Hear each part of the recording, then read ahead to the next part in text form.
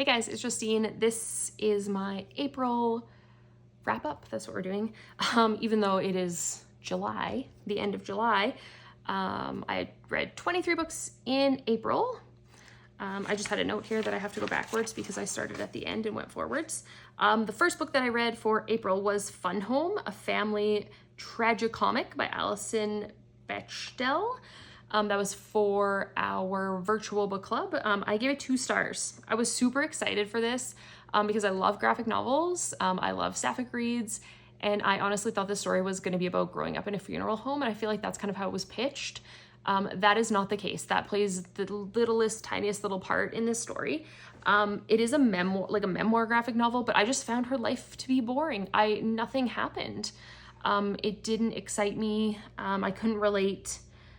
If it wasn't for book club, I probably would have DNF'd it. And then I've since seen that she wrote another book, still about her life. And I'm like, her life is still going to be boring. Like I feel so bad, but didn't like it. And I didn't really like the artwork either.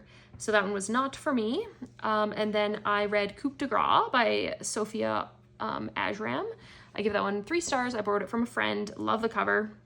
It was just okay for me. It was super weird, but like in a good way. The broken leg scene stuck with me the most. So if you know, you know. So that one's like a maybe recommend. And then the only book that I still have in real life, Soul Machine, by Jordana Globerman. This one. I give this one 4 stars. I was sent this one by Anik Press as an ARC. I do really love the title and the cover, and I thought that it sounded really cool. It is a fascinating read. It's kind of like about handmade products, homegrown products versus like big corps and then fighting against those big corporations. But in our story, the product is human souls. So it's super interesting. And I like the artwork is pretty cool. It's different colors. Yeah, depending what's happening or who's doing things. So it's really fun. I liked it. What else? Next, The Traveling Cat Chronicles by Hiro Arakawa. I give that one 4 stars. That was another book club choice for animal POV theme. I did enjoy that one. I like that we have a POV of like the human and then the cat, and the cat is named Nana, but Nana is a male cat, so it's kind of funny. But it's like you get that like cat jerk attitude, and it like reads in the book, and it was really funny. But it actually was like there's multiple timelines. I did cry in this one, so please be aware that if you don't want to be sad, you're probably going to be sad, but it was actually the opposite sadness of what I was thinking, because I thought it would be a different direction, and I was kind of surprised at the direction it took, but I still cried. I think we all cried in book club, actually. And then I read A Tale of Two Florists by Brenna Bailey. I think someone from book club has that book borrowed right now. It was 4 stars. For me, I really like the author. I met her at a book event, and she was super sweet, so I grabbed all of her books, 6 of her new one. Haven't read that one yet, but they are out. And this one was a sweet romance. It's a sapphic romance. All of the books are like golden age characters. They all have gray hair. It's like really cute because they're older, and they're kind of like, most of them are like refinding love, and they've found themselves, and it's just, I love them. And that one is Rivals to Lovers. So if that's your jam, check it out. And then I read A Song for You and I by Kay O'Neill. So I've read other books by Kay O'Neill. I really enjoy them. They're graphic novels. This one I gave 4.5 stars. The artwork is adorable. I loved both characters. Rowan comes into their own, and Leon is like an interesting character and super easygoing. And the artwork, top notch. Love it. I would check it out if I were you. Then I read or listened to The Thrashers by Julie Soto. That book was everywhere, so I wanted to grab it. I grabbed the audio. I only gave it 3.5 stars. It didn't blow my mind. I don't know if that's because most of the books I read, maybe genre-wise, is like mystery thriller, so it takes a lot to like shock me. And a lot of the other reviewers were like shocked, and I'm like, oh, saw that coming a mile away. But it's fine. It was alright. It was engaging. Yeah, I like the narrator, and if you guys have read it, Zach sucked, and I'm Team Julian. So there's that. Then I read Julie Chan is Dead by Leanne Zhang. I give it 4 stars. I was sent it by Simon & Schuster.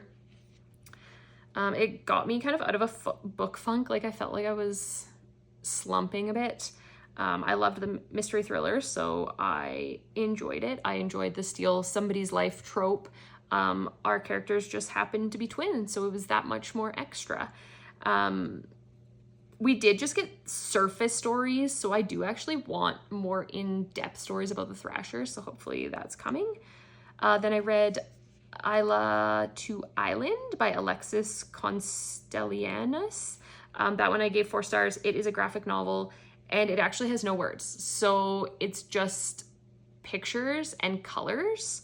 So it's just a very powerful use of colors, and it like puts everything into emotions through color, which is really interesting. And it goes from like black and white to colors, and you find out it's like colors equal like hope and happiness. So it was really cool. Then I listened to The Unworthy by Augustina Baz-Teresa, however you say her name, sorry. 4 stars. I really liked it. I've tried to read Tender as the Flesh in the past, and I could not. I still have a copy, so I will try to reread it another time, but I really enjoyed this one. The audio was from Simon & Schuster. It is not for the faint of heart. It's very reminiscent of The Handmaid's Tale, so if that bothered you, do not pick up this book.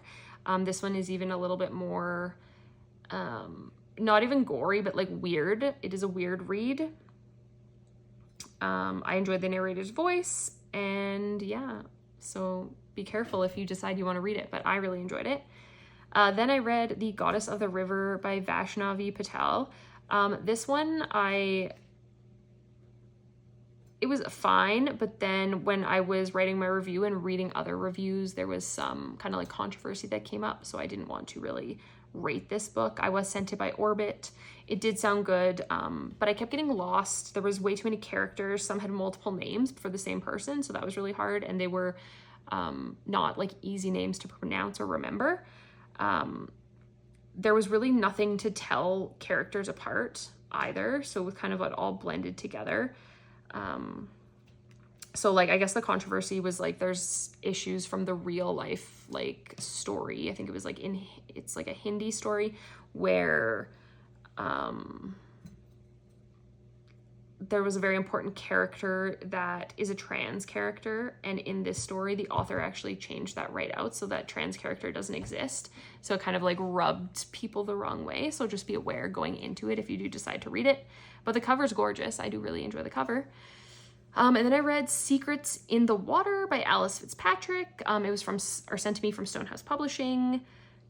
It's like a small town feel, but it shows all the like implications of living in a small town as well. There was a multi-generational aspect.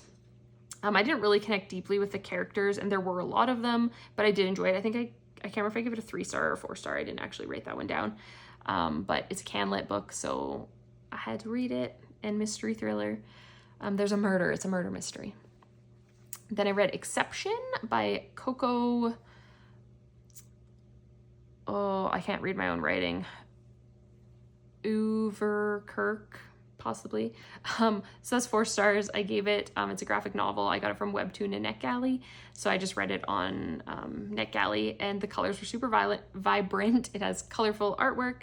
The characters, very colorful. The ending was a little bit abrupt, but I do have book 2 ready to go because I want to know what happens. And then I picked up A Vampire in the Bathhouse by Nico Azuku. I gave that one 3 stars. The cover kind of like catfished me, I guess, because the cover is so beautiful and the art, like the colors and the artwork were so beautiful, but the actual, or the ebook version has no color on the inside, so I was kind of disappointed about that. What else? Or it was just like black and white, I guess I should say, so I was kind of disappointed. The artwork was very detailed though, and then the story was cozy and good. It just wasn't like super amazing, but it was good. And then I read Your Throne, Volume 2 by Sam. I gave it 3 stars. That one also is from Wattpad and NetGalley. Book 1 ended on a cliffhanger, but this one I found it was like I wanted it to start right on that cliffhanger, but it didn't really, and then it was more like disjointed and hard to follow. I did read it twice just to make sure I didn't miss things, and that's why I was confused, but it was still confusing. But the artwork's beautiful, so it makes up for it. And then I listened to Ask for Andrea by Noelle W. Ihli. I gave it 4 stars. It was an audiobook from Simon Maverick. I enjoyed... So normally I hate when my mystery thrillers and paranormal cross over. I hate it. This one is like the only book that I've read where they did a good job of it and I actually enjoyed it. So if that is your thing, check this one out. I did like the different POVs. My heart was pounding at the end, like I was scared a bit for what was going to happen. Like it put you in a situation that you do not want to be in. So the writer like captured that perfectly because it was making my heart pound. I thought the end was going to be different, but I'm glad that it wasn't. So I enjoyed it. I would recommend it. And sorry, before that one, I just skipped over one. I read Tilt by Emma Patty. I gave it 3.5 stars. I had no clue what it was about. I just thought the cover was cute and so many people had been talking about it, but I didn't actually know anything about it. And it was like an earthquake book. So I listened to the audiobook from Simon & Schuster. There was an earthquake. Our main character is pregnant and she was in IKEA, I think. And she's trying to get out now post-earthquake. There's lots of injured people. She's trying to get all the way across the city to find her husband. But she was like irritating because she kept putting herself and the unborn child in danger, doing dangerous things. But it could be like PTSD from the earthquake. So I don't know. It was good, but it just, some things irritated me. But I did like the narrator. And there were flashbacks that I enjoyed as well. Then I read Count My Lies by Sophie Stava. It was 4 stars. I also got that from Simon & Schuster, and it was an audiobook. It starts from like a tiny little white lie, and it just shows how that can like spiral out of control, and you can't contain those lies. So it was really cool. We got multiple POVs, which I feel like really added to the story because you thought it was only going to be one person's POV, and then at the end you're throwing some other ones. It had a wild ending, but it wasn't a surprise. So you'll have to read it yourself to see. And then I read The Kisbet Volume 2 by Ingrid Ocha. It was also 4 stars, again from NetGalley and Webtoon. I started that, or that one started on a cliffhanger. So like where the cliffhanger ended, that's where it started back up from. And it's about Sarah Lynn. So she's back at juggling all of the boys, trying to, you know, get a boyfriend, be kissed, make people like her kind of a thing.